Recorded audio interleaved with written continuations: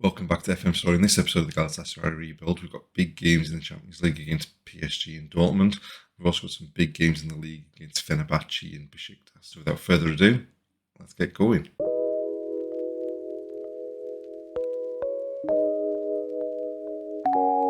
If you're enjoying this video, please like, subscribe and hit the notification bell to be notified of new videos.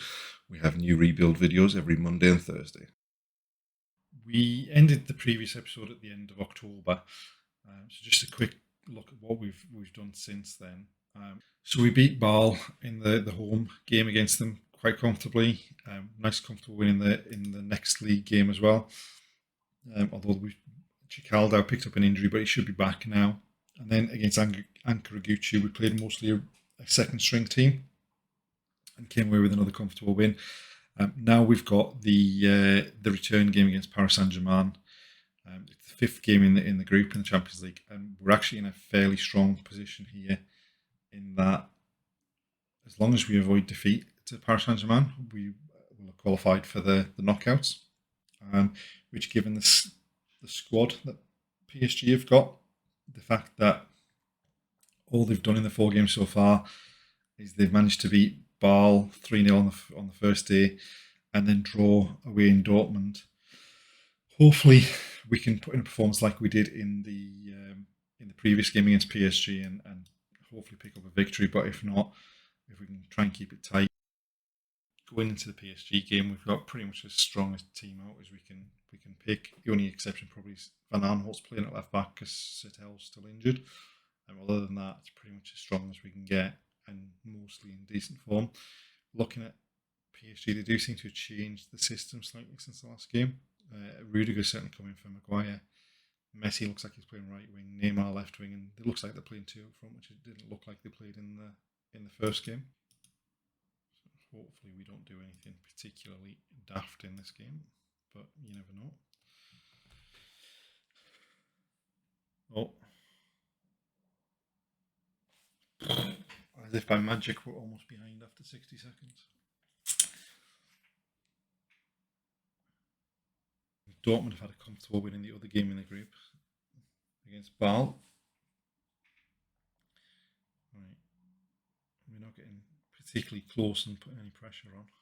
It's a concern. Oh.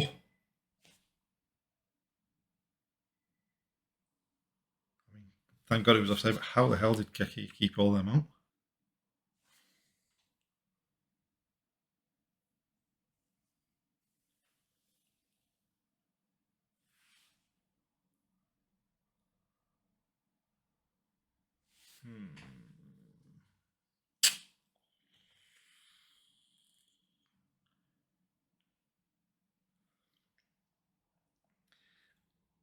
If we lose this game, we're in a bit of a difficult position because Dortmund have been by far the best team in the group, and it means we're going to need to go into the last game of the group stage looking for it to get something from Dortmund.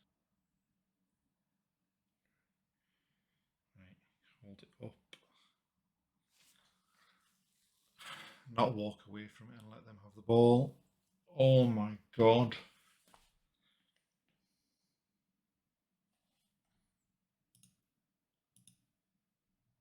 He stands on the ball, lets Marquinhos have it.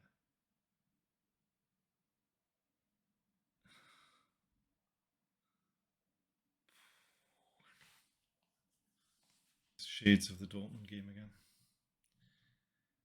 We were miles off it in that game as well. Oh, we've nicked the ball back.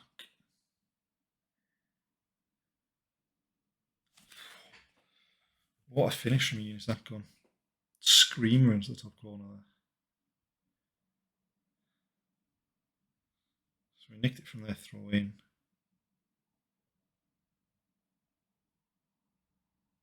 Oh. It's much more like it.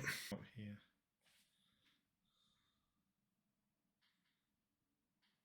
Come on. Oh! We've paid for a particularly lacklustre first half. We were a bit better in the second half, but no one's really kind of stood out. I mean, apart from Victor Nelson and Kaki, no real stand-up performers. And now it's going to mean that we've got a particularly tough last game in the group against Dortmund, where we need to get something to have a chance of going through. We've made it to the final game in the group of the Champions League. Since the PSG game, we've won 1-0 against Zidane. Demirspor really didn't play well. We hammered Samsunspor 5-1, and we beat Besiktas 2-0, with taking the lead with one of the craziest own goals I've ever seen.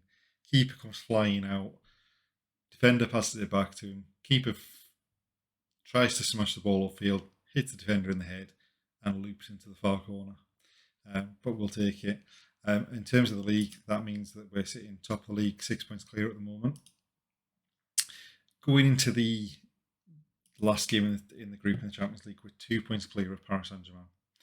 Now, looking at I had a quick look at the rules after the previous game against PSG, and I think we're probably going to need to beat Dortmund to qualify out of the group, because unless Ball somehow pick up a point against PSG, which, having not scored a goal and conceded 16 in the 5 games so far, isn't particularly looking likely.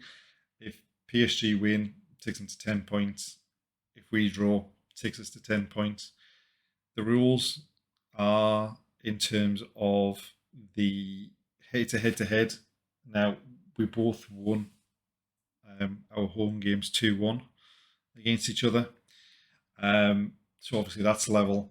At the moment, we're 1 goal ahead on goal difference. Looking at the number of goals that Bâle have conceded, I would imagine that PSG are going to win by more than 2 goals. So it's looking that we may have to pick up a win, otherwise we're probably going to miss out on goal difference. But hopefully maybe Dortmund will rest a few players going into this game. We're playing Ozturk in centre defence because Markout is suspended, and Sertel's coming back in. He played a half a game against Besiktas in that last game.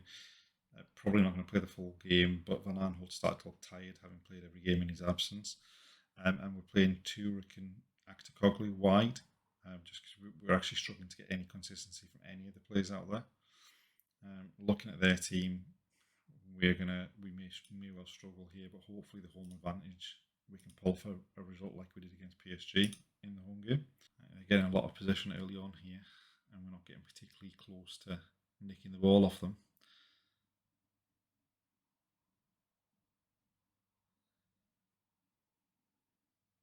Well, it's looking like the Europa League then. I mean, we didn't get particularly close to any of them there. They all had time to pick a pass.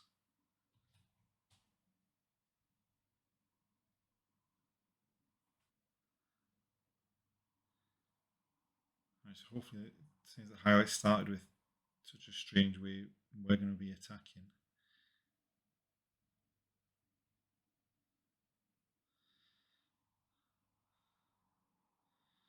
Kerem to Kubo.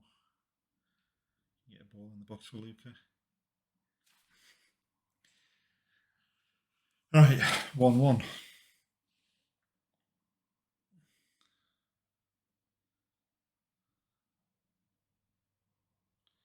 Kubo just ran and ran, got to the byline, and very few people are beating Lorenzo Luca in the air like that.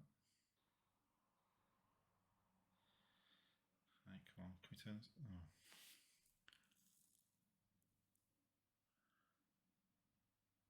Oh. Oh. Right, come on, Lauren. Oh.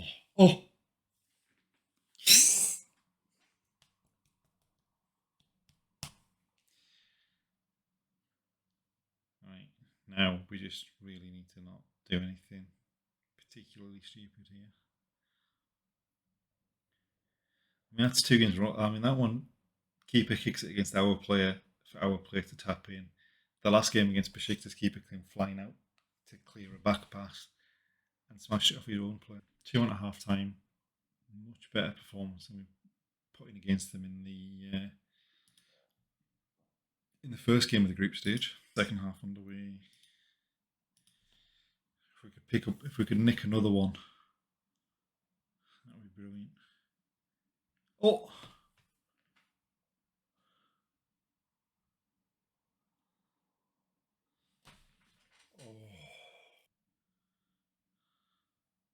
Oh, come on.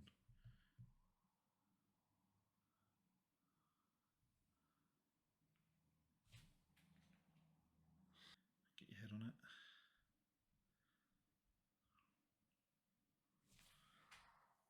Oh, it's rather tense.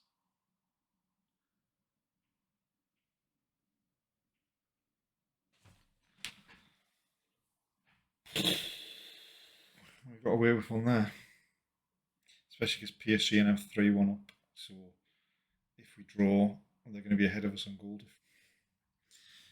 Brilliant. We could have made that a lot more comfortable, but do you know what? We've qualified. I mean, when you look, especially when you look at the quality in that PSG squad, for them to finish third is kind of really bonkers. But do you know what? We've come second in the group, and we'll be playing the Champions League in the new year. Since the game against Dortmund, we've had one league game. We bounced back from going behind early on to hammer Fenerbahce 6-1. We also rested a few players in the second half as well, although Kubo went off injured in the first half. Now it's time to find out who we've got in the first knockout round of the Champions League. So, seeded teams: Barcelona, Chelsea, Inter Milan, Bayern, Dortmund, Liverpool, Real Madrid. Don't want any of them. The lucky teams we've avoided: Ajax, Benfica, Man City, Man United, Monaco, Sevilla, Sporting. Yeah, this is going to be painful.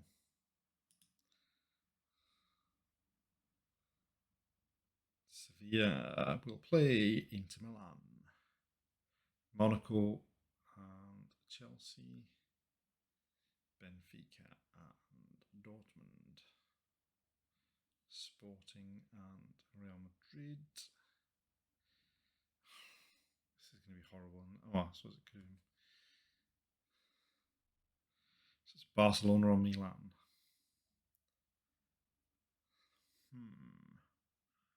So Barcelona. That's it for this episode. Join us next time where we look to continue a good run in the league and hopefully we get a good performance in the first leg against Barcelona.